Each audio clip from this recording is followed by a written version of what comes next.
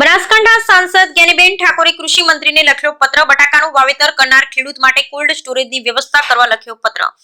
Cold storage પર નિયંત્રણ કરી ખેડૂતો માટે બટાટાની ખેત પેદાશ માટે સ્ટોરેજની વ્યવસ્થા કરવા લખ્યો પત્ર।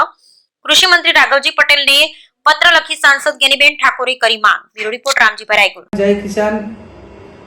ગુજરાત સરકાર અને વહીવટી તંત્ર પાસે અપેક્ષા રાખું કે સમગ્ર બનાસકાંઠા જિલ્લામાં ખેડૂતોએ મોટા પ્રમાણમાં બટાકાનું વાવેતર કરેલું છે। તેમને પોતાને પૂરતા ભાવ મળતા નથી અને જે કોલ્ડ સ્ટોરેજ બનાવેલા છે કંપનીવાળા હોય કે પ્રાઇવેટ ખેડૂતો હોય કે મૂડીપતિ લોકો હોય, તે પોતાનો માલ એ ખેડૂતોનો માલ લેવાને બદલે કંપનીઓના માલનો સ્ટોક થઈ રહ્યો છે।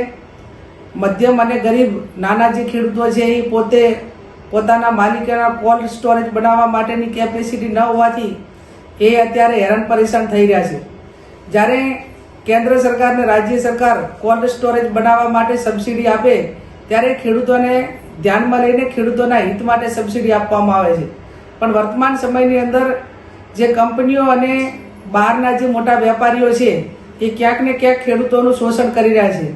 ત્યારે હું રાજ્યના કૃષિ મંત્રી અને જિલ્લા વહીવટી તંત્ર પાસે અપેક્ષા રાખું કે આ તમામ કોલ્ડ સ્ટોરેજવાળાની સાથે મીટિંગ કરી અને 40 કે 50% માલ એ નાના અને ગરીબ ખેડૂતોનો માલ પહેલો કોલ્ડ સ્ટોરેજની અંદર મૂકવામાં આવે અને પછી બાકીનો જે કંઈ જગ્યા વધે કે જે કેપેસિટી વધે એની અંદર કંપનીઓનો માલ ભરવામાં આવે એવી હું અપેક્ષા રાખું છું। આવું કરવામાં નહીં આવે તો ભૂતકાળની અંદર તમામ ખેડૂતોએ બટાકા રોડ ઉપર નાખ્યા હતા અને ખેડૂત પોતે આટલો લાખોનો ખર્ચો કરવા છતાં એને પોતાને જે વળતર મળવું જોઈએ નથી મળતું।